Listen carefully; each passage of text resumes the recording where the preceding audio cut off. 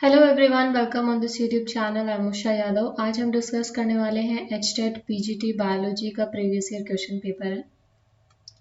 सबसे पहला क्वेश्चन है, select the true statement with reference to the laminar air flow. आपको एक कंसेप्ट दिया हुआ है लेमिनार एयर फ्लो के रिगार्डिंग, और उसमें आपसे पूछा गया है कि इन चारों स्टेटमेंट में से कौन सी इसके लिए करेक्ट स्टेटमेंट है। तो अगर हम लेमिनार एयर फ्लो की बात करें तो बेसिकली एक स्टेरलाइजेशन मेथड होता है जिसके अंदर हम लोग एयर को स्टेरलाइज करते हैं by using the HEPA filter. So obvious सी बात है, यहाँ से हमारा ऑप्शन ए जो है वो करेक्ट हो जाता है। ठीक है, अब नेक्स्ट क्वेश्चन की तरफ अगर मूव करें तो हमारा नेक्स्ट क्वेश्चन है यहाँ से, red rot of sugar cane is caused by. आपको पता है कि बहुत सारी फंजाई ऐसी होती हैं जो डिजीज कॉज करती हैं, और उनमें से कुछ फंजाई आपको यहाँ पे गिवन है। आपको इन फंजाई में से सिलेक्ट करना है कि कौन सी fungi red rot of sugar cane को कॉज करेगी। सार्कोस्पोरा है, फाइटोपोथोरा अल्टरनेरिया एंड कोलेट्राइकम है। ये सारे के सारे हमारे इंपॉर्टेंट फंजाई में से इंक्लूडेड होते हैं। जैसे फाइटोपोथोरा की बात करें तो ये late blight of potato cause करता है। तो यहाँ पर जब रेड रोट ऑफ शुगर की बात करते हैं तो हमारे पास करेक्ट ऑप्शन हो जाता है सार्कोस्पोरा, क्योंकि सर्कोस्पोरा हमारा वो फंज है जो red rot of sugar cane को कॉज करेगा। ठीक है, सो नेक्स्ट क्वेश्चन की तरफ मूव करें। नेक्स्ट क्वेश्चन है हमारे पास, an example of a monocot plant having secondary growth. अगर आप मोनोकोट प्लांट की बात करते हैं तो आपको पता है कि जो मोनोकोट प्लांट है वहां पर आपको सेकेंडरी ग्रोथ देखने को नहीं मिलता है ना, लेकिन कुछ एक हमारे पास एक्सेप्शन होते हैं जिनके अंदर सेकेंडरी ग्रोथ देखने को मिलता है। तो ऑफ कोर्स इनमें से हमारे पास यस ऑप्शन 3 करेक्ट हो जाता है। ड्रेसिना एक ऐसा मोनोकोट प्लांट है जिसके अंदर आपको सेकेंडरी ग्रोथ देखने को मिलेगी। ठीक है, नेक्स्ट क्वेश्चन की बात करें, N example of homosporous pteridophyte is. आपसे पूछा गया है कि होमोस्पोरस टेरिडोफाइट इनमें से कौन सा है। तो आपके पास जब आप टेरिडोफाइट की बात करते हो, टेरिडोफाइट के बारे में अगर कुछ इंपॉर्टेंट चीजें कहें तो इनको रेप्टाइल्स कहा जाता है, रेप्टाइल्स ऑफ प्लांट किंगडम कहा जाता है। ठीक है, रेप्टाइल्स ऑफ प्लांट किंगडम के साथ साथ अगर हम कहें yes, reptile of plant kingdom कहा जाता है, और इनका जो मेन बॉडी होता है वो स्पोरोफिटिक प्लांट बॉडी होता है। स्पोरोफिटिक प्लांट बॉडी के साथ इनके पास हैप्लो डिप्लॉन्टिक टाइप का लाइफ साइकिल होता है। ठीक है, हैप्लोडिप्लॉन्टिक लाइफ साइकिल का मतलब गैमेटोफाइट और स्पोरोफाइट दोनों आपको इसकी बॉडी में देखने को मिलेंगे, बट इसका जो मेन बॉडी है वो स्पोरोफिटिक है। अब इसका गैमेटोफाइट यहाँ से देख लेते हैं कि इसके गैमेटोफाइट में आपको क्या क्या देखने को मिलेगा। गैमेटोफाइट इसका फ्री लिविंग यानी कि इंडिपेंडेंट होता है और गैमीट्स प्रोड्यूस करता है, ऑब्वियस सी बात है। तो इसी के पास एंथ्रीडिया और आर्किगोनिया होते हैं, और ये जो गैमेटोफाइट है ये फोटो सिंथेटिक होता है, यानी कि ये फ्री लिविंग है, इंडिपेंडेंट है, स्पोरोफाइट बॉडी के ऊपर डिपेंड नहीं होता। इसका जो बॉडी है वो थैलोइड बॉडी होता है। ठीक है, अब यहाँ पर जो एग्जाम्पल दिए हुए हैं उसमें आपसे होमोस्पोरस टेरिडोफाइट के बारे में पूछा गया है। जब आप टेरिडोफाइट की बात करोगे तो टेरिडोफाइट में दोनों कैटेगरी आपको देखने को मिलती है। ये आपके होमोस्पोरस भी होते हैं और ये आपके हेटेरोस्पोरस भी होते हैं। तो मेक श्योर आप दोनों ही एग्जाम्पल को याद रखें, क्योंकि एग्जाम में आपसे दोनों ही पूछे गए हैं, पहले भी पूछे गए हैं। तो जब आपसे होमोस्पोरस पूछे जाएं तो आपने याद रखना है लाइकोपोडियम, इक्विसीटम, साइलोटम। ये हमारे कुछ एग्जाम्पल हैं जो होमोस्पोरस है। हेट्रोस्पोरस की बात करें तो उसमें हमारा आ जाता है स्लेजिनेला, मार्सेलिया एंड साल्विना। ये तीनों के तीनों हमारे क्या हैं, ये तीनों ही हमारे हेट्रोस्पोरस है। ठीक है, तो यहाँ से ये एग्जाम्पल आप मेक श्योर याद रखें। ठीक है, नेक्स्ट क्वेश्चन की तरफ मूव करते हैं। तो नेक्स्ट क्वेश्चन है हमारे पास, the inner most wall layer of the anther which completely surround the sporogenous tissue.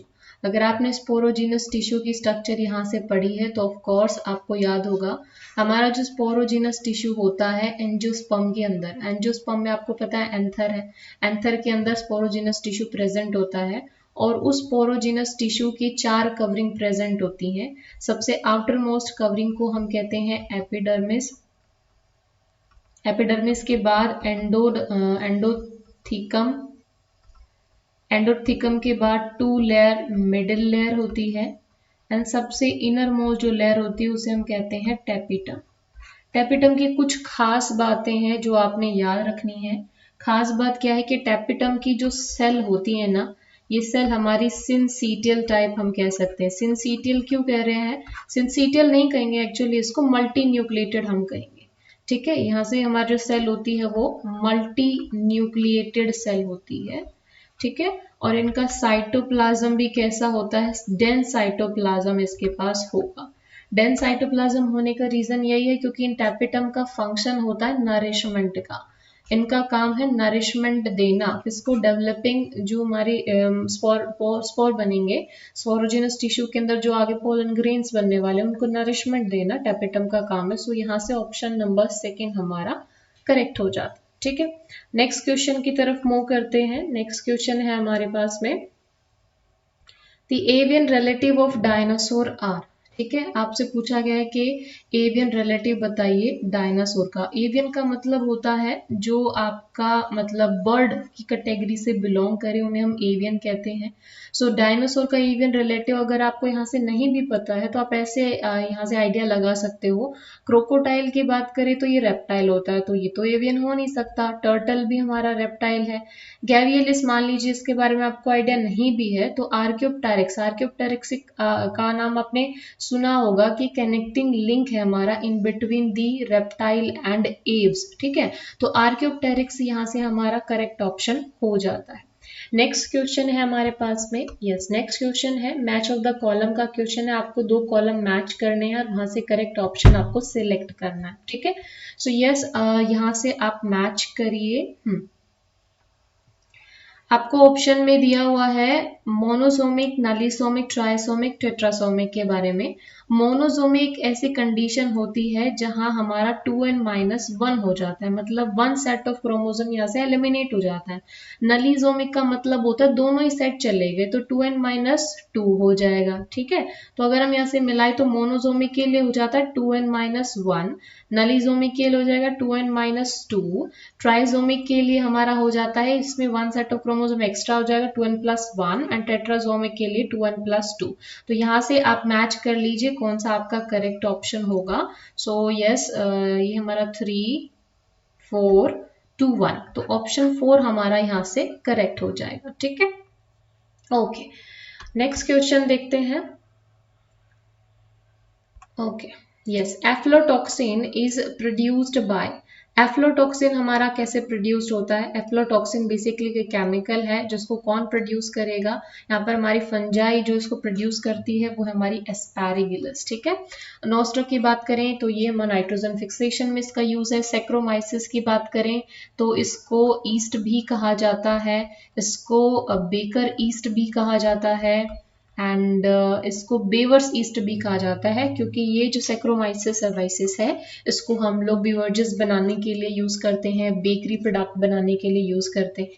यहाँ से हमारा करेक्ट ऑप्शन हो जाता है ऑप्शन नंबर 3। ठीक है, नेक्स्ट क्वेश्चन की तरफ मूव करें। All statement given are correct except. आपको कुछ स्टेटमेंट दी हुई है, उनमें से आपको सेलेक्ट करना है कि कौन सी यहाँ से करेक्ट स्टेटमेंट है, कौन सी आपकी रॉन्ग है।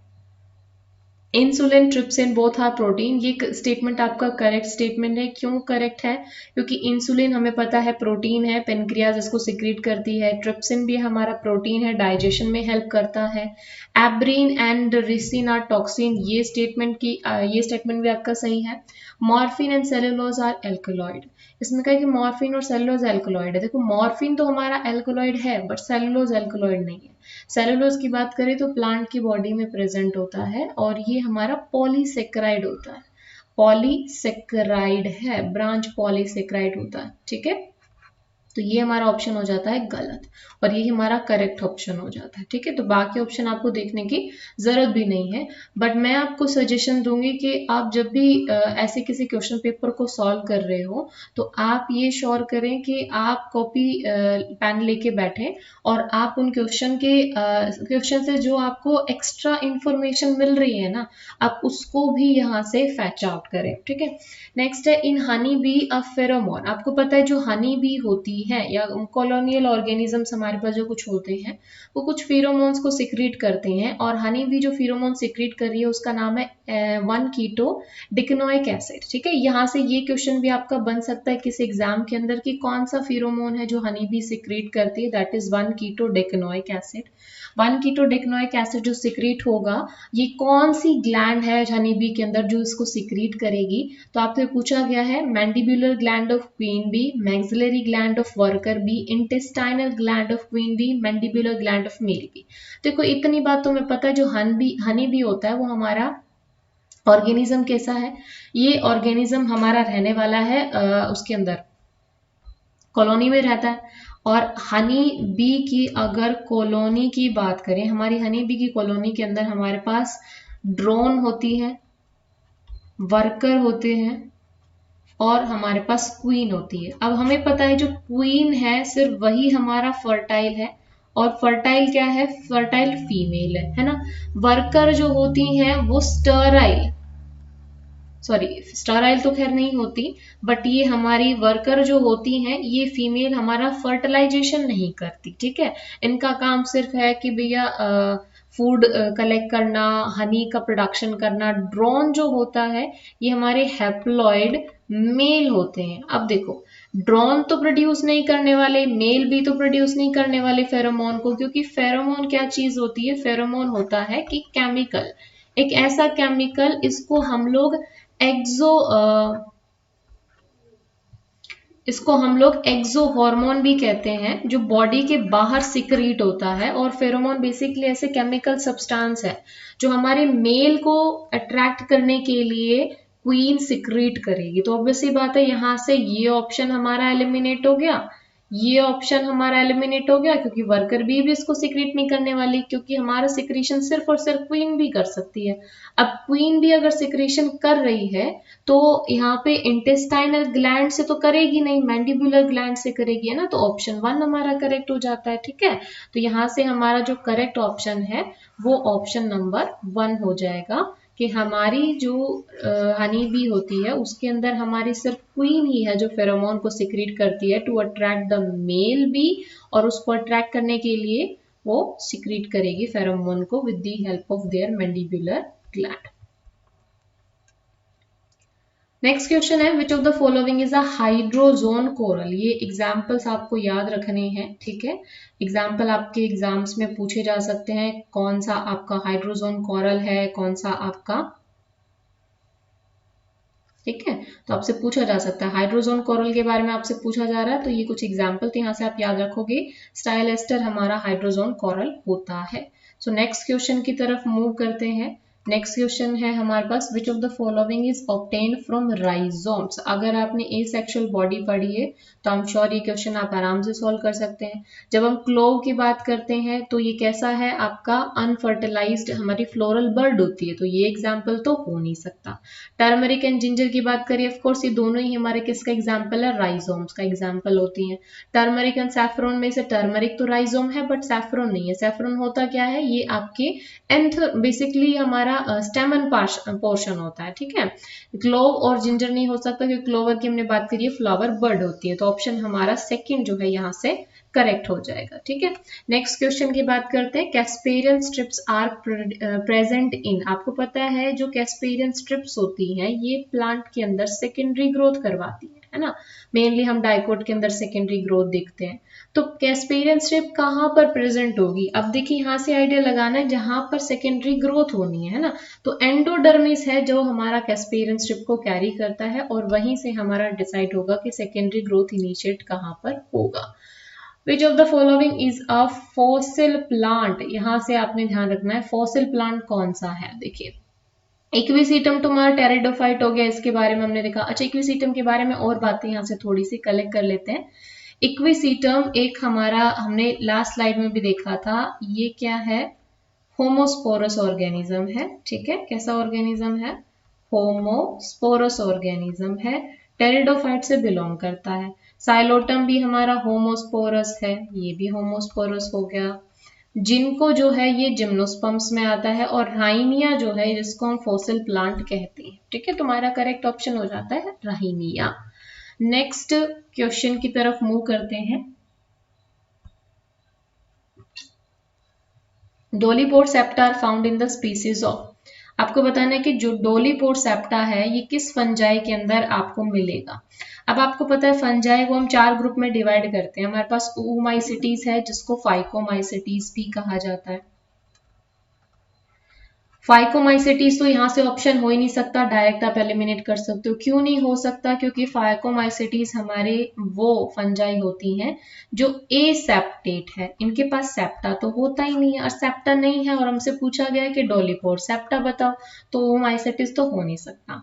एस्कोमाइसिटीज जिसको हम एस्कनमाइसिटीज, सैकमाइसिटीज भी कहते हैं, ठीक है, इनके अंदर हमारा प्रेजेंट होगा ये हमारी सेप्टेट हो सकती है। इट मे बी पॉसिबल कि डोलीपोर सेप्टा में प्रेजेंट हो।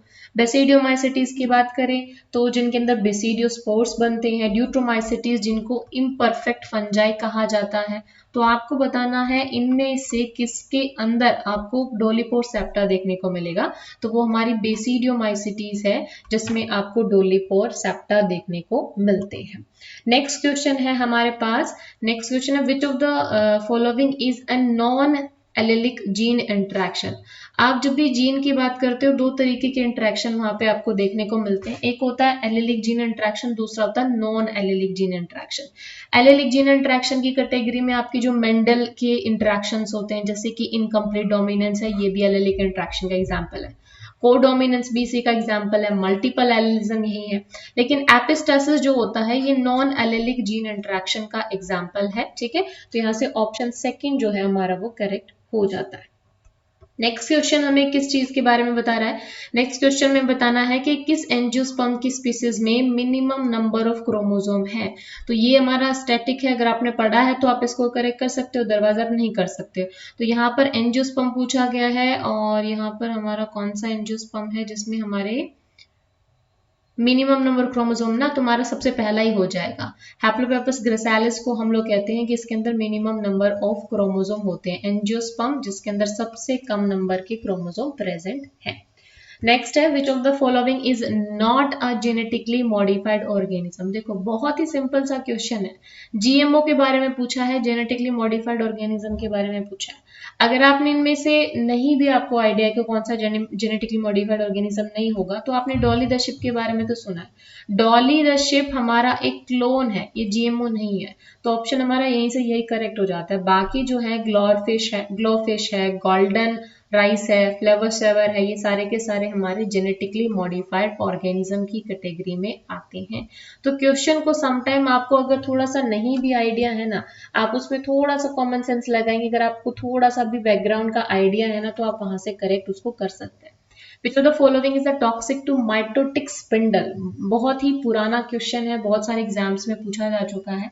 माइटोटिक स्पिंडल का टॉक्सिक आपको बताना है, तो आप सभी को पता है कॉलकिसीन हमारी एक ऐसी ड्रग होती है जो हमारा क्या कराती है, माइटोटिक स्पिंडल का यहाँ से प्रोग्रेशन रोक देती है, ठीक है। बेसिकली जो साइटोस्केलेटन उसके अंदर इन्वॉल्व होते हैं उनका इलोंगेशन रोक देती है, ठीक है। नेक्स्ट क्वेश्चन है which of the following is not a component of chlorophyll molecule. इनमें से कौन सा है जो क्लोरोफिल मॉलिक्यूल का कंपोनेंट नहीं है? क्लोरोफिल का स्ट्रक्चर आप मेक श्योर आप अच्छे से देखें। तो क्लोरोफिल का अगर आप स्ट्रक्चर देखोगे तो उसमें आप देखोगे उसमें सेंटर में नाइट्रोजन प्रेजेंट होता है, मैग्नीशियम आपको फैक्टर की तरह चाहिए होता है, ऑक्सीजन उसका कंपोनेंट है, बट मैग्नीज उसका कंपोनेंट नहीं होता। तो यहाँ से हमारा जो करेक्ट ऑप्शन है वो क्या हो जाता है, option number second, manganese. Next question है 4 स्टेटमेंट आर गिवन, और ये 4 स्टेटमेंट आपको गिवन है, इनमें से आपको सिलेक्ट करना है विच वन इज करेक्ट। पहली स्टेटमेंट है PC plastocyanin is a copper containing mobile electron career.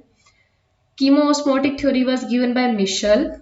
Photorespiration is feature of C4 plant. PEPCO is the main photosynthetic enzyme of C3 plant. ठीक है, ऑप्शन के ऊपर हम बाद में जाएंगे, पहले हम यहीं से देख लेते हैं, ठीक है। पहले क्या बोला है, PC plastocyanin is a copper containing mobile electron career, ये स्टेटमेंट हमारी बिल्कुल सही है, ठीक है। प्लास्टोसाइनिन हमारा क्या होता है, एक copper containing mobile electron carrier है, तो ये स्टेटमेंट तुम्हारा सही हो गया। Chemiosmotic theory was given by Mitchell, ये स्टेटमेंट भी हमारा सही है। स्टैटिक क्वेश्चन है, photorespiration is feature of C4 plant. देखो फोटो रेस्पिरेशन जिसको C2 साइकिल भी कहा जाता है, it is not the characteristic feature of C4 plant, instead of it ये कैम प्लांट में आपको देखने को मिलता है। ठीक है, कैम प्लांट का फीचर होता है हमारा C2 साइकिल या photorespiration. PEPCO is the main photosynthetic enzyme of C3 plant, नहीं जी, पैपको जो है ये C4 प्लांट के अंदर हमारा मेन फोटोसिंथेटिक एंजाइम है।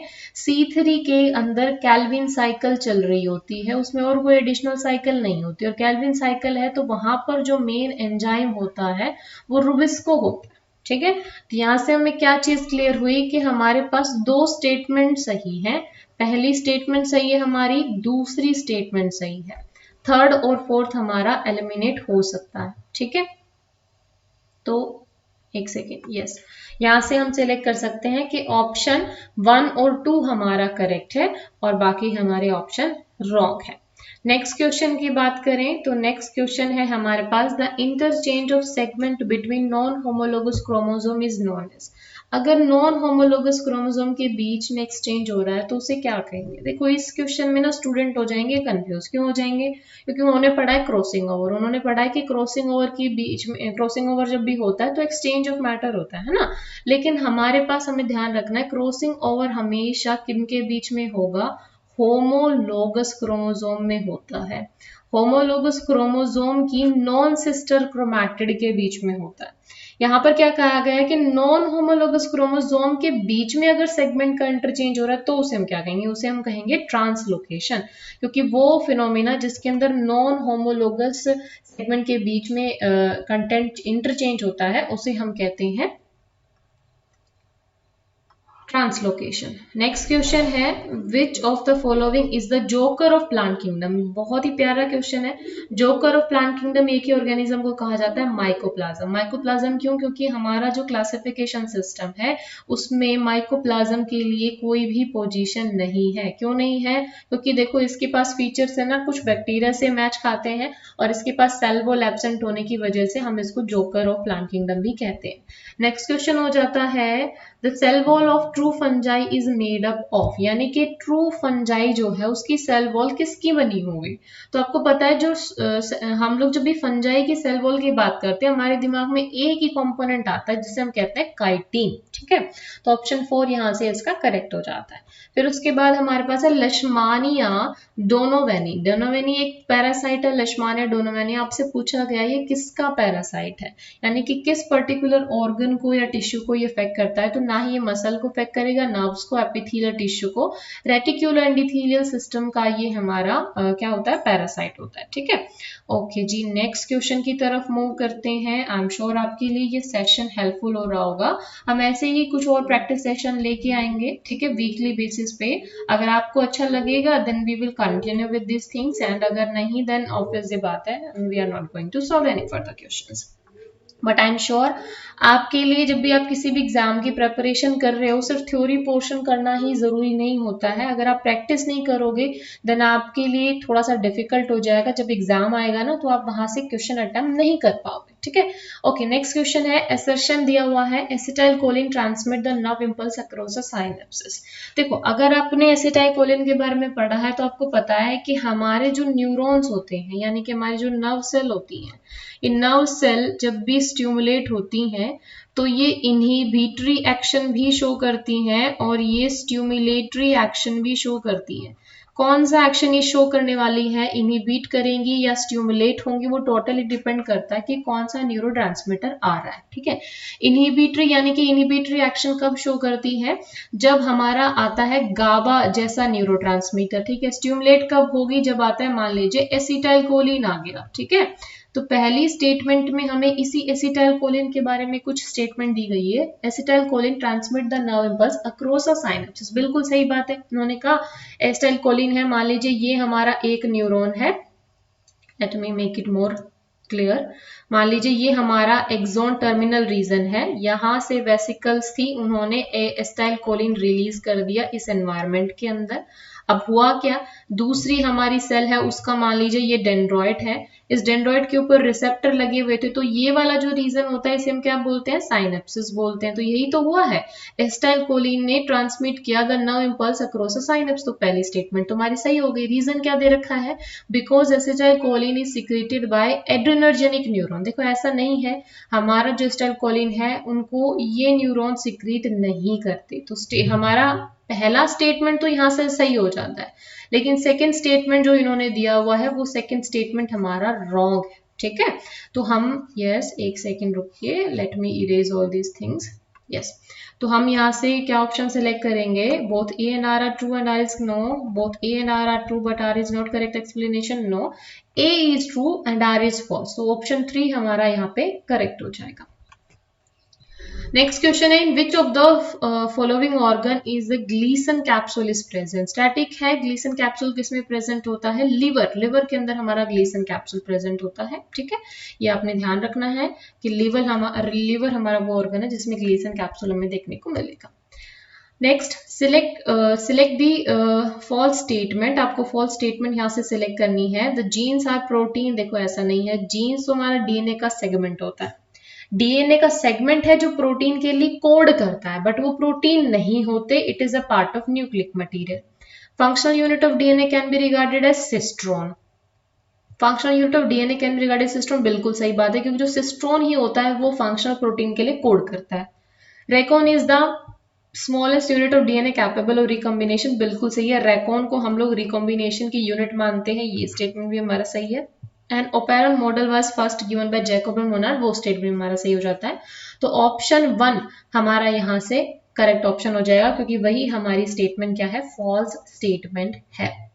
ओके जी, नेक्स्ट क्वेश्चन है हमारे पास, which one is not present in blastula. अगर आप ब्लास्टूला के बारे में पूछा गया तो ब्लास्टूला बेसिकली होता क्या है, ब्लास्टूला एक हम कह सकते हैं एम्ब्रॉयनिक स्टेजेस, जब आप पढ़ोगे ह्यूमन की बात करते हैं, ह्यूमन की मान लीजिए बात करके चलते हैं हम यहाँ पे, अगर आप एम्ब्रॉयनिक स्टेज पढ़ोगे तो एम्ब्रॉयनिक स्टेज में आप देखोगे कि ब्लास्टोलम किसे बोलते हैं, जब हमारे पास एक लेयर ब्लास्टोडर्म की होती है। ठीक है, ये हमारी ब्लास्टोडर्म की लेयर है। सपोज मैं थोड़ा सा इसको बना लेती हूँ आपको क्लियर करने के लिए। इस ब्लास्टोडर्म की लेयर के अंदर यहाँ पर एम्ब्रॉयनिक नॉब प्रेजेंट होता है, यानी कि कुछ सेल्स यहाँ पर प्रेजेंट है, एम्ब्रॉयनिक नॉब इसे कहते हैं, और सेंटर में जो ये प्रेजेंट है इसे हम ब्लास्टोसील कहते हैं। तो ये हमारा हो गया ब्लास्टूला। ब्लास्टूला में हमने क्या देखा, ये एम्ब्रॉयनिक नॉब है, इसी को हम लोग ऐसे लिख सकते हैं, एम्ब्रॉयनिक नॉब। ये हमारी ब्लास्टोडर्म है, एक एक सेल जो ब्लास्टोडर्म की होती है उनको हम ब्लास्टोमियर बोलते हैं, और बीच में हमारे पास क्या है, ब्लास्टोसील है, ब्लास्टोसील बोल सकते हो आप इसको। ठीक है, तो आपसे पूछा गया है कि इनमें से कौन सा है जो आपको ब्लास्टूला में देखने को नहीं मिलेगा। क्या नहीं मिलेगा, ब्लास्टोमियर होती है, बिल्कुल होती है, ब्लास्टोपोर नहीं होता। ब्लास्टोपोर कब देखने को मिलेगा, जब गैस्ट्रुलेशन इनिशिएट हो जाता है ना, तब सबसे पहले ब्लास्टोपोर की फॉर्मेशन होती है। ब्लास्टोडर्म भी देखने को मिलेगी, ब्लास्टोसील भी देखने को मिलेगी। तो ऑप्शन सेकंड हमारा यहाँ से करेक्ट ऑप्शन हो जाएगा। ठीक है, नेक्स्ट क्वेश्चन है, in which of the following type of scale the basic structure resemble tooth of mammal. तो मैमल के टूथ के बारे में पूछा गया है कि कौन सी बेसिक स्ट्रक्चर है जो मैमल के टूथ से रिजेंबल करेगी।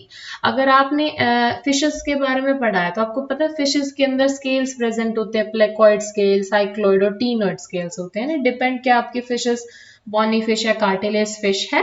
तो आपसे पूछा गया इनमें से कौन सी बेसिक स्ट्रक्चर है जो टूथ ऑफ मैमल से रिजेंबल करती है। तो आपने याद रखना है जो प्लेकॉइड स्केल्स होते हैं ना, प्लेकॉइड स्केल्स हैं वो टूथ ऑफ मैमल से रिजेंबल करते हैं।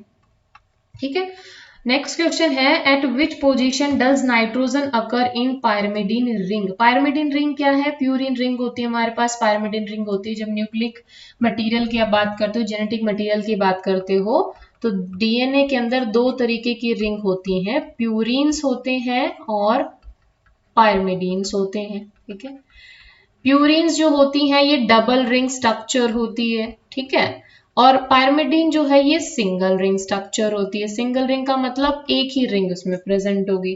अब एक ही रिंग प्रेजेंट है तो वो रिंग भी हमारी कुछ ऐसे प्रेजेंट होती है, तो इसमें फर्स्ट पोजीशन पे और थर्ड पोजीशन के ऊपर नाइट्रोजन ग्रुप प्रेजेंट होता है, अगर हम बात कर रहे हैं पाइरिमिडीन रिंग की, ठीक है। प्यूरिन होगा तो उसमें फर्स्ट, थर्ड, फिफ्थ और सेवंथ, एक second, yes, first, third, fifth और सेवंथ के ऊपर वहां पर हमारा नाइट्रोजन ग्रुप प्रेजेंट होगा। तो हमसे क्योंकि यहाँ पे पाइरिमिडीन के बारे में पूछा गया है तो ऑप्शन सेकंड हमारा यहाँ से करेक्ट हो जाएगा, ठीक है। फर्स्ट और थर्ड पोजीशन के ऊपर वहां पर नाइट्रोजन ग्रुप प्रेजेंट होगा। ये बॉन्डिंग पैटर्न क्यों जरूरी है, क्योंकि जब बॉन्ड बनेंगे ना, बॉन्ड बनने के टाइम पे हमारा इनका इन्वॉल्वमेंट होता है, इसीलिए जरूरी है हमारे लिए ये पहचानना कि प्यूरिन में कहाँ पर नाइट्रोजन है, पाइरिमिडीन में कहाँ पर नाइट्रोजन है। नेक्स्ट क्वेश्चन है, consider the following characteristics of an amphibian. Amphibian के बारे में कुछ फीचर्स आपको दिए हुए हैं, आपको आइडेंटिफाई करना है कि ये एम्फीबियन कौन सा है, ठीक है। अगर आपने इसके बारे में पढ़ा है तो ऑफ कोर्स आप आइडेंटिफाई कर पाओगे, नहीं पढ़ा है तो आपके लिए थोड़ा डिफिकल्ट है। रिड्यूस लंग प्रेजेंट होंगे, copulatory organ present and fertilisation internal हो रहा है। देखो इसमें क्या बोला उन्होंने कि कॉपुलेटरी ऑर्गन प्रेजेंट है बट फर्टिलाइजेशन इंटरनल हो रहा है। टेल मसल्स एब्सेंट होती है, वर्टिब्रा आर एम्फोसिलस टाइप और रिब्स यहाँ पे फ्री हो गए। कौन सा एम्फीबियन आपको यहाँ पे फाइंड आउट करना है। तो ये जो हमारा यस एम्फीबियन है, जीनोपस, एस्केफस, एलाइड्स, एकोफोरस, तो ये हमारा हो जाता है I think option third, yes option third हमारा यहाँ से करेक्ट ऑप्शन होगा, ठीक है। ओके, नेक्स्ट ऑप्शन की तरफ, नेक्स्ट क्वेश्चन की तरफ चलते हैं। Function of copper T is to inhibit. Copper T के बारे में आपसे पूछा गया है। Copper T which is use in, हम लोग बोल सकते हैं एक डिवाइस है हमारा इंट्रायूट्राइन डिवाइस के अंदर कॉपर टी हमारा इंट्रायूट्राइन डिवाइस है, आईयूडी होता है, ठीक है, जिसको फर्टिलाइजेशन प्रिवेंट करने के लिए यूज किया जाता है। कैसे काम करता है, क्योंकि कॉपर टी जो है वो कॉपर का सिक्रीशन करती है और ये कॉपर स्पर्म की मोर्टेलिटी को कम कर देता है। इन शॉर्ट कहें तो ये स्पर्मिसाइड होता है, स्पर्मिसाइडल की तरह काम करता है, यानी कि स्पर्म को किल कर देगा, ठीक है। तो कॉपर टी क्या करता है, कॉपर का सिक्रीशन करेगा जो स्पर्म को किल करेगा, ठीक है। तो ये फर्टिलाइजेशन को प्रिवेंट करता है by killing the sperm inside the female genital tract. Next question है, the term teminism is used for. देखो टेमिनिज्म जो टर्म होता है ना, इसको हम यूज करते हैं रिवर्स ट्रांसक्रिप्शन के लिए। जब भी हम बात करें रिवर्स ट्रांसक्रिप्शन की तो हम लोग टेमिनिज्म वर्ड को यूज करेंगे, यस। नेक्स्ट क्वेश्चन है, an example of a plant having pseudostem. कौन सा प्लांट है जिसमें आपको शूडोस्टेम देखने को मिलेगी। बहुत ही सिंपल सा क्वेश्चन है ना। बनाना होती है जिसके अंदर हमें शूडोस्टेम देखने को मिलेगा। अगर आपने बनाना का ट्री देखा है, बनाना बेसिकली है क्या, उसमें आप लीफ देखते हो, बंच ऑफ लीव्स होती हैं, उसका जो स्टेम होता है वो अंडरग्राउंड स्टेम होता है, ठीक है। तो यहां से हमारा ऑप्शन क्या हो जाता है, बनाना करेक्ट ऑप्शन होता है, यस। नेक्स्ट क्वेश्चन, एक सेकेंड, यस। नेक्स्ट क्वेश्चन है हमारे पास, which of the following is refer to as natural genetic engineer. Natural genetic engineer किसे कहा जाता है, तो यहाँ से आपने याद रखना है एग्रोबैक्टीरियम ट्यूमिफेशियन को हम लोग नेचुरल जेनेटिक इंजीनियर कहते हैं, ठीक है। और नेक्स्ट क्वेश्चन है हमारे पास, the term Kary Mullis is associated, the name Kary Mullis is associated with, yes of course polymerase chain reaction है हमारी जिससे कैरीमुलिस एसोसिएटेड है। यस, ये कैरीमुलिस हमारे नाम के साइंटिस्ट थे जिन्होंने पॉलीमरेज चेन रिएक्शन को डिस्कवर किया था। पॉलीमरेज चेन रिएक्शन जिसको डीएनए एम्प्लीफिकेशन के लिए यूज किया जाता है, ठीक है। मेन इसमें कंसेप्ट क्या होता है कि हम लोग डीएनए का एम्प्लीफिकेशन करते हैं, डीएनए या जिस भी पर्पस के लिए हम लोग पॉलीमरेज चेन रिएक्शन को परफॉर्म कर रहे हैं, ठीक है। 3 मेन स्टेप होते हैं, हीट डिपेंडेंट प्रोसेस होती है। कौन से 3 मेन स्टेप होते हैं, सबसे पहले होता है डीनेचुरेशन, और डीनेचुरेशन के लिए आप हाई टेम्परेचर मेंटेन करके रखते हो 95 डिग्री सेल्सियस तक। देन होता है हमारे पास एनीलिंग, एनीलिंग के बाद में, एनीलिंग के लिए हम लोग 54 डिग्री सेल्सियस टेम्परेचर रखते हैं। एंड देन इलोंगेशन या एक्सटेंशन हम इसे कह सकते हैं, और एक्सटेंशन के लिए 72 डिग्री सेल्सियस का टेम्परेचर यहाँ पे रखा जाता है। तो बहुत ही मतलब कह सकते हैं हम लोग टेम्परेचर डिपेंडेंट प्रोसेस होती है। इसमें हर एक स्टेप के लिए आपको डिफरेंट डिफरेंट टेम्परेचर रेंज रखनी पड़ती है। एंड इसका में आपकी बहुत सारी एप्लीकेशन है पॉलीमरेज चेन रिएक्शन की। इन डायग्नोसिस के लिए भी हम इसे यूज करते हैं, डीएनए एम्प्लीफिकेशन के लिए यूज किया जाता है। ठीक है, अब यहाँ पर आपको मैच करने हैं, दो कॉलम आपको दिए हुए हैं, यहाँ से आपको मैच करना है। ठीक है, सबसे पहले हम लोग यहाँ पर कुछ प्लांट की फैमिली दी हुई है और उनके कुछ फीचर्स दिए हुए हैं। तो देखिए, आपको अगर इनका आइडिया है तो डेफिनेटली आप मैच कर पाओगे, अगर आइडिया नहीं है तो it is very difficult to match. ठीक है, तो हम सीधा ही यहाँ से आंसर देख लेते हैं। यस, आंसर हमारा क्या होगा? सी के लिए हमारा, एक सेकेंड, यस, सी के लिए देखो, लैमिनेसी फैमिली के लिए यस ऑप्शन हो जाता है हमारा 3, क्योंकि लैमिनेसी फैमिली के अंदर में गाइनोबेसिक स्टाइल देखने को मिलता है। एस्टेरेसी फैमिली के लिए हमें कैपिट्यूलम इन्फ्लोरेसेंस देखने को मिलता है। फैबिएसी में वेक्सलरी एस्टाइवेशन, मालविएसी के अंदर मोनो एडेल्फस स्टेमन देखने को मिलता है। तो ऑप्शन हमारा हो गया 3 4 1 2, 3 4 1 2। यस, तो ऑप्शन सेकंड हमारा यहाँ से करेक्ट हो जाता है। ठीक है, which of the following is the linker protein. अगर आपने न्यूक्लियोसोम का स्ट्रक्चर पढ़ा है तो उसमें आपने देखा होगा कि डीएनए जो प्रेजेंट होता है, डीएनए हमारा हिस्टोन प्रोटीन के साथ प्रेजेंट होता है इन यूकैरियोट। क्यों होता है? क्योंकि डीएनए जो है वो है एक न्यूक्लिक एसिड, और न्यूक्लिक एसिड है तो उसके ऊपर चार्ज कैसा है? उसके ऊपर चार्ज है नेगेटिव चार्ज। ठीक है, डीएनए के ऊपर चार्ज कैसा है? नेगेटिव है। हिस्टोन हमारा क्या है? ये है पॉजिटिव। पॉजिटिव क्यों है? क्योंकि इसके ऊपर है बेसिक चार्ज। तो डीएनए की नेगेटिविटी को कम करने के लिए हिस्टोन प्रोटीन उसके साथ प्रेजेंट होता है। अब जो हिस्टोन प्रोटीन है उसकी कुछ यूनिट होती है, H1, H2A, H2B, H3, H4। ठीक है, तो H2A, H2B, H3 और H4 ये तो हमारा डीएनए के अराउंड रैप हो रहा होता है, और H1 जो होता है ये एक लिंकर प्रोटीन की तरह काम करता है। तो हमसे क्वेश्चन में यही पूछा गया है कि इनमें से लिंकर प्रोटीन कौन है। तो लिंकर प्रोटीन ऑब्वियसली बात है हमारा H1 सेगमेंट जो है लिंकर प्रोटीन की तरह काम करेगा। ठीक है, Mucopeptide and muramic acid are the component of cell wall of member to which of the following class? Mucopeptide और मुरामिक एसिड की बात की गई है कि इनमें से किस में आपको muco peptide and muramic acid देखने को मिलेगा। तो यहाँ से हमारा हो जाता है यस, साइनोफाइसी है जिसके अंदर हम म्यूकोपेप्टाइड एंड मुरामिक एसिड उनकी सेल वॉल के अंदर देखने को मिलता है। ठीक है, साइनोफाइसी के मेंबर हैं जिनकी सेल वॉल किसकी बनी होती है? म्यूकोपेप्टाइड की बनी होती है। नेक्स्ट क्वेश्चन है हमारे पास, bivalent chromosomes clearly appear as tetrad in. देखो, बाइवेलेंट क्रोमोसोम, अगर आपने माइटोसिस मियोसिस पढ़ा है तो मियोसिस के अंदर हमने ये स्टेजेस देखी हैं, जाइगोटिन, पेकाइटिन, डाइकिनेसिस एंड डिप्लोटिन। तो उसमें हम देखते हैं कि बाइवेलेंट जो टेट्राड हमें देखने को मिलता है ना, वो पेकाइटिन स्टेज के अंदर देखने को मिलता है। पेकाइटिन ही वो स्टेज है जहां पर क्रॉसिंग ओवर भी कंप्लीट होता है, यहीं पर हमें क्रॉसिंग ओवर देखने को मिलेगा। तो यहां से हमारा करेक्ट ऑप्शन हो जाता है option number B.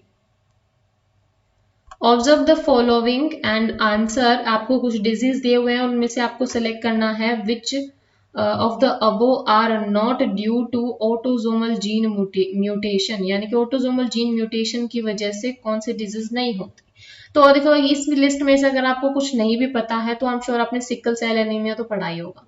Sickle cell anaemia तो हमारा एग्जाम्पल है ही किसका? पॉइंट म्यूटेशन का।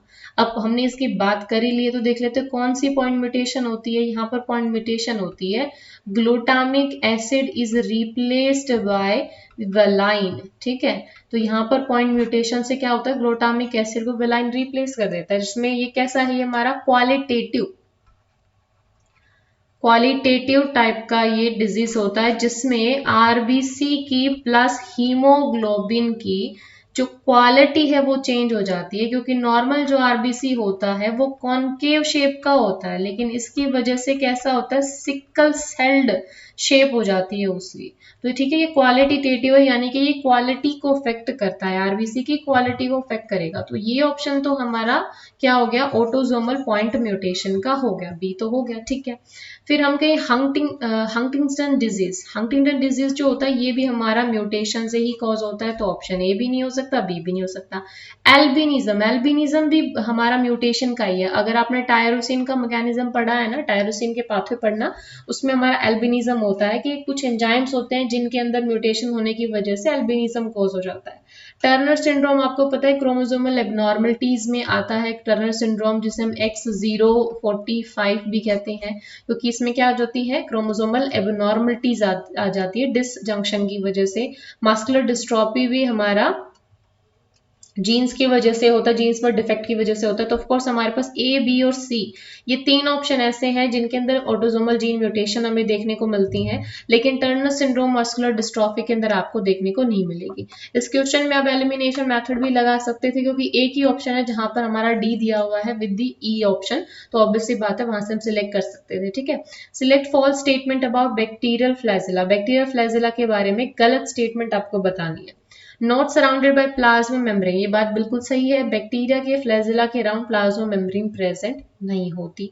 मेड ऑफ ट्यूबुलिन प्रोटीन, भैया ट्यूबुलिन प्रोटीन का नहीं बना होता, फ्लैजिलिन प्रोटीन का बना होता है। शो अरेंज इन नंबर, बिल्कुल।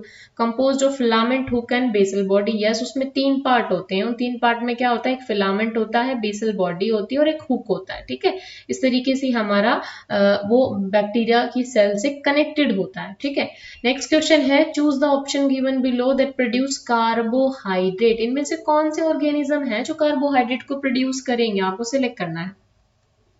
अब आपको इतना तो पता है कि जितने भी हमारे ग्रीन प्लांट है वो तो कार्बोहाइड्रेट प्रोड्यूस करते ही हैं। क्यों करते हैं, क्योंकि वो परफॉर्म कर रहे हैं फोटोसिंथेसिस।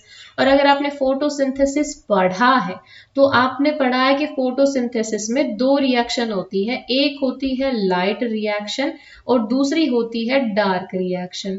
और इसी डार्क रिएक्शन के अंदर इसी डार्क रिएक्शन को हम लोग बायोसिंथेटिक फेज कहते हैं।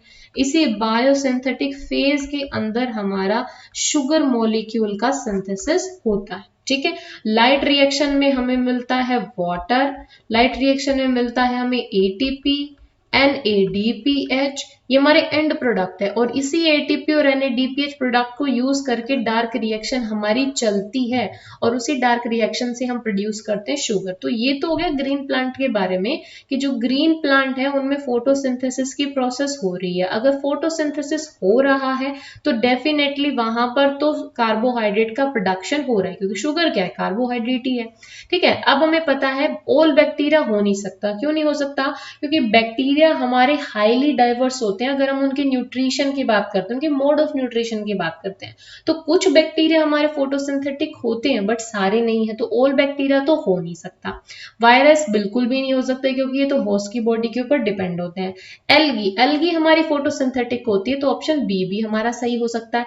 फंजाई भी नहीं हो सकती, क्योंकि वो सेप्रोफिटिक होती है नेचर के अंदर। ठीक है, तो ऑप्शन बी और ऑप्शन ई हमारा यहाँ से करेक्ट हो जाएगा। सो ऑप्शन 3 यहाँ से करेक्ट हो जाएगा, क्योंकि ग्रीन प्लांट और एल्गी ही है जो in the presence of light अपना फूड सिंथेसाइज कर सकते हैं। और फूड इन द सेंस वो कार्बोहाइड्रेट को सिंथेसाइज कर रही है। अब हमसे पूछा गया है कि चिलगोजा is obtain from a species, तो ये तो आपने अगर पढ़ा है तो हम श्योर पाइनस हमारा है जिनसे हमें चिलगोजा ऑब्टेन होता है। नेक्स्ट क्वेश्चन देख लीजिए। नेक्स्ट क्वेश्चन क्या है, which of the following is not a bryophyte. आपको एग्जाम्पल दिए गए हैं, आपको इनमें सिलेक्ट करना है कौन सा यहाँ पे ब्रायोफाइट नहीं है। तो देखिए, पॉलीट्राइकम, एंथोसिरोस्पोरेला एंड क्लेडेनिया, कौन सा हमारा यहाँ पे, एंथोसिरोस हमारा आई थिंक ब्रायोफाइट नहीं है, I am not sure. So make sure आप प्लीज इसको देख लेना एक बार। नेक्स्ट क्वेश्चन हो जाता है, botulinum exotoxin prevent the release of, किसके रिलीज को बॉट्यूलिनम जो टॉक्सिन है वो प्रिवेंट करता है, ATP synthetase, thyroxine, amylase, acetylcholine. Basically जो बॉट्यूलिनम एक्सोटॉक्सिन है ना, ये हमारे न्यूरोट्रांसमीटर पर काम करता है और इस पे हमारा एक ही न्यूरोट्रांसमीटर दिया हुआ है, दैट इज एसिटाइलकोलिन। तो करेक्ट ऑप्शन यहाँ से हमारा ऑप्शन नंबर 4 हो जाता है। Read following statement and choose correct option. और करेक्ट ऑप्शन हमें चूज करना है। हमें स्टेटमेंट दी हुई है, सबसे पहली स्टेटमेंट क्या है, एनोलेज रिक्वायर क्यूप्रिक आयन, ठीक है, क्यूप्रिक आयन चाहिए होता है। Most productive pathway of cellular respiration is glycolysis. देखो मान लो ये स्टेटमेंट के बारे में आपको नहीं पता, लेकिन आपको इसका पता है, ग्लाइकोलाइसिस हमारा मोस्ट प्रोडक्टिव पाथवे नहीं होता, क्रैब साइकिल होती है, ऑक्सीडेटिव फॉस्फोराइलेशन होता है, एनारोबिक, जब हम एरोबिक रेस्पिरेशन की बात करते हैं तो ग्लाइकोलाइसिस तो बिल्कुल नहीं है, ठीक है। ग्लूकोकॉर्टिकोइड इनहिबिट ग्लाइकोलाइसिस, ये स्टेटमेंट हमारा सही है कि ग्लूकोकॉर्टिकोइड जो है वो ग्लाइकोलाइसिस को इनहिबिट करता है, और हमें सही यहाँ से चूज करना था, तो हमारा ऑप्शन 3 यहाँ से करेक्ट हो जाएगा। Glucokinase has the lower KM for glucose, that's why हमारा जो ग्लूकोज है, यस, ग्लूकोकाइनेस के पास लोअर एफिनिटी होती है, लोअर केएम वैल्यू होती है ग्लूकोज के लिए। तो ये सॉरी ये हमारा रॉन्ग है एक्चुअली, यस ये स्टेटमेंट हमारा रॉन्ग है। यहाँ पे एक ही स्टेटमेंट सही है हमारा, और स्टेटमेंट कौन सा सही है, थर्ड स्टेटमेंट हमारा सही है, ठीक है, ओके। नेक्स्ट क्वेश्चन है, हीमेइरिथ्रिन पिगमेंट इज फॉर्म्ड इन, किसके अंदर आपका हीमेइरिथ्रिन पिगमेंट आपको देखने को मिलता है, तो ये है हमारे सेफेलोपोड, गैस्ट्रोपोड, ऑफिनोड, ब्रैकीपोड्स। ब्रैकीपोड्स के अंदर हमें हीमेइरिथ्रिन नाम का पिगमेंट जो है वो देखने को मिलेगा। ऑप्शन ए यहां से करेक्ट हो जाएगा। Select the correct match from the following, आपको करेक्ट मैच को यहां से सिलेक्ट करना है, यस। सो यहां से थाइलसीन अफ्रीका, क्वागा मॉरिशस, डोडो और Australia, stealer sea cow Russia से बिलोंग करता है, ये हमारा बिल्कुल सही ऑप्शन हो जाता है। Moving toward our next question, ruminant have a large compound stomach, these are the mammals that chew the cud, which of the following ruminant lack omasum chamber, ठीक है, तो हमें पता है जो हमारा कैमल है उसके पास ओमासम चैम्बर नहीं होता है, ठीक है। अब बात कर लेते हैं नेक्स्ट क्वेश्चन की, which of the following statement about human sperm is correct, आपको करेक्ट स्टेटमेंट यहां से सिलेक्ट करनी है regarding human sperm, okay. Fourth option यहां से विजिबल नहीं हो रहा है, yes I am sure now it is visible to you. सबसे पहला स्टेटमेंट है, acrosome serve no particular function, भैया ऐसा तो बिल्कुल भी नहीं है, एक्रोसोम काम तो कर रहा है। Acrosome has a conical pointed structure used for piercing and penetrating the egg resulting in fertilisation, भैया पियर्सिंग तो कर रहा है बट उसके और भी फंक्शन होते हैं। Sperm lysin in the acrosome dissolve the egg envelope facilitating fertilisation, ये हमें समहाउ सही लग रहा है कि हमारा स्पर्म लाइसिन प्रेजेंट है एक्रोसोम के अंदर, वो डिसॉल्व करता है एग की एनवेलप को और उसी वजह से फर्टिलाइजेशन फैसिलिटेट होता है। फोर्थ ऑप्शन है, acrosome serve as a sensory structure, भी सेंसेशन जैसा कोई भी काम एक्रोसोम परफॉर्म नहीं करता, तो यहां से हमारी करेक्ट स्टेटमेंट हो जाती है ऑप्शन नंबर 3, क्योंकि आप देखोगे कि जो स्पर्म है ना, ह्यूमन स्पर्म के एक्रोसोम में बहुत सारे हाइड्रोलाइटिक एंजाइम्स प्रेजेंट होते हैं। वो हाइड्रोलाइटिक एंजाइम बेसिकली एग की जो वॉल होती है, आपको पता है कि एग के अराउंड बहुत सारी प्रोटेक्टिव लेयर प्रेजेंट होती है, कोरोना रेडिटा है, जोना पैल्यूसिडा है, उसके अंदर पेनिट्रेट करने के लिए उसको हाइड्रोलाइटिक एंजाइम एंजाइम चाहिए होते हैं। और कोरोना रेडिएटा जो होती है ना, वो ह्यालोयूरिनिक एसिड की बनी हुई है, यानी कि एक तरीके से हम ऐसे कर सकते हैं जैसे सीमेंट वॉल हमने बना दी। सीमेंट को अगर तोड़ना है तो कुछ वैसा ही हमें मजबूत हथौड़ा भी चाहिए होता है, इसीलिए स्पर्म के हेड के ऊपर जो एक्रोसोम प्रेजेंट है उसमें ह्यालोयूरोनाइडेज एंजाइम प्रेजेंट होता है जो कोरोना रेडिएटा को ब्रेक करता है, ठीक है, जिसको हम स्पर्म लाइसिन भी बोलते हैं। विच of the following is the oldest biosphere reserve of India, जो पहले बना है उसी को हम ओल्डेस्ट कहेंगे, तो नीलगिरी है जो हमारा सबसे पहले बना है और यही हमारा ओल्डेस्ट वन भी है ना। नेक्स्ट क्वेश्चन है, एग्जाम्पल ऑफ सेसमोइड बोन इज, ये आपने याद रखना है, बोन में से, बोन में आपका यस यहाँ से हमारा पटेला ही करेक्ट ऑप्शन हो जाता है, पटेला ही हमारे एक तरीके की क्या है, सेसमोइड बोन है।